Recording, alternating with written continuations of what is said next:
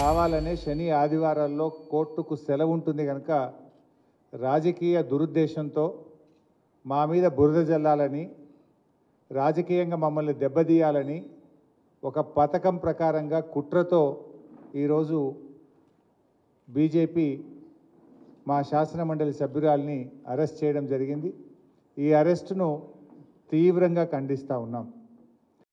కేంద్ర ప్రభుత్వానికి, రాష్ట్ర ప్రభుత్వాలకు ఏదన్నా మాల్ ప్రాక్టీస్ జరిగినప్పుడు, తప్పు జరిగినప్పుడు వాళ్ళు విచారించే అధికారం ఉంటుంది, దర్యాప్తు చేసే అధికారం ఉంటుంది. అలాంటి దర్యాప్తు సంస్థలు వాళ్ళ పని బట్టి, ఆయా కేసులను బట్టి రియాక్ట్ అవుతారు తప్ప దానికి మాకు సంబంధం లేదు. చట్టం తన పని తను చేసుకోకపోతుంది.